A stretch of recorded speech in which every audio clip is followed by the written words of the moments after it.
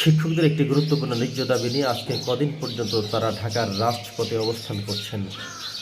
20% বাড়ি ভাড়া দাবি করছেন তারা, যেহেতু প্রাইমারি বা অন্যান্য সরকারি লেভেলের বিভিন্ন জায়গায় 45% তাদের বেতনের হার অনুযায়ী বাড়ি ভাড়া প্রদান করা হয়, কিন্তু সেই ক্ষেত্রে এমপিভুক্ত মাদ্রাসা স্কুল কলেজের শিক্ষকদেরকে বঞ্চিত করে রাখা হয়েছে। বিশাল একটি বৈষম্য এখানে করে রাখা হয়েছে। অথচ বাংলাদেশ নতুন বিনির্মাণ হয়েছে শুধুমাত্র বৈষম্যের কারণেই।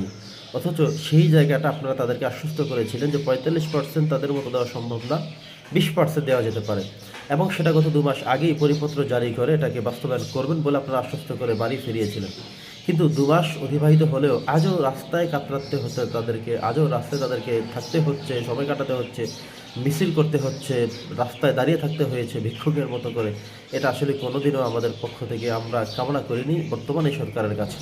বর্তমান সরকার কাদের পায়ে দাঁড়িয়ে আছেন, কীভাবে দাঁড়িয়েছেন, সেটা আপনারা একবার আয়না দিয়ে নিজেদের চেহারাগুলো দেখলেই আপনারা সহজে বুঝবেন।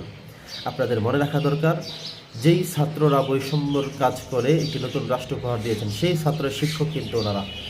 আবার যদি আপনারা সেগুলো মানতে রাজি না হন এবং উল্টাপাল্টা করে থাকেন, তাহলে কিন্তু আবার ওই শিক্ষকদের সাথে যখন শিক্ষার্থীরা নেমে যাবে, আপনি দেখুন অসংখ্য প্রতিষ্ঠান শিক্ষকদের সাথে সংহতি জানিয়ে ছাত্ররা কিন্তু নেমে গেছে। এরা যদি নেমেই যায় আর যদি সেটা তীব্র আকার ধারণ করে, তাহলে কিন্তু বিপদ ঘটে যেতে পারে। এজন্য বলছি, আগেভাগেই শিক্ষকদের ন্যায্য প্রাপ্তিটুকু আপনাদের সাথে চুক্তিকৃত, কমেন্টকৃত এবং ওয়াদাকৃত সেই বিষয়গুলো বাস্তবায়ন করার জন্য আপনাদের প্রতি আবারও আশাবাদ জানাচ্ছি।